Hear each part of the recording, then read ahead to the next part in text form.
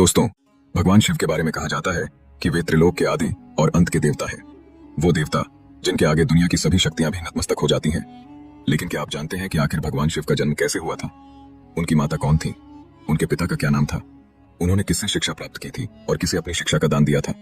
अगर नहीं तो इस वीडियो को अंत तक जरूर देखिए, क्योंकि आज हम आपको महादेव के जन्म के उन रहस्यों से रूबरू कराने वाले हैं जिनके बारे में बहुत कम लोग जानते हैं। तो चलिए शुरू करते हैं शिव पुराण की उस लोकप्रिय कथा से जिसमें कहा गया है कि भगवान शिव स्वयंभू हैं। स्वयंभू यानी जिनका कोई जन्म नहीं हुआ। वे अनादि हैं और अनंत भी, यानी न शुरुआत है और न ही कोई अंत। लेकिन महादेव के जन्म को लेकर कई अन्य पौराणिक कथाएं भी प्रचलित हैं।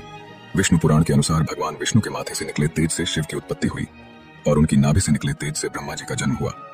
मगर दूसरी ओर शिव पुराण में एक अलग ही कथा मिलती है जिसमें कहा गया है कि जब महादेव अपने घुटनों को मल रहे थे तब उनके घुटनों से निकले मेल से भगवान विष्णु का जन्म हुआ।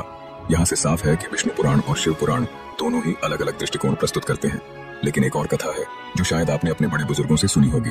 कहते हैं कि एक बार भगवान विष्णु और ब्रह्मा के बीच इस बात को लेकर बहस छिड़ गई कि इस संसार में सबसे महान कौन है। तभी उनके बीच एक विशाल अग्नि स्तंभ प्रकट हुआ। वो स्तंभ इतना लंबा था कि न उसका आदि दिखता था और न अंत। एक रहस्यमयी आवाज गूंजी, जो भी इस स्तंभ का छोर खोज लेगा वही सबसे महान कहलाएगा। ब्रह्मा जी ने एक हंस का रूप लिया और ऊपर की ओर उड़ चले, जबकि विष्णु जी ने वराह का रूप लेकर नीचे की ओर यात्रा शुरू की।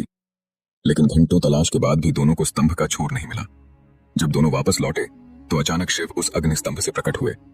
उन्होंने कहा, न मैं जन्मा हूं न मैं मिटूंगा, मैं ही आदि हूं, मैं ही अंत। यह दृश्य इतना अद्भुत और रहस्यमय था कि ब्रह्मा और विष्णु दोनों ही शिव को प्रणाम करने लगे और स्वीकार किया कि महादेव ही सर्वोच्च हैं। यही कारण है कि शिव पुराण में कहा गया कि शिव का कोई जन्म नहीं है और ना ही कोई अंत।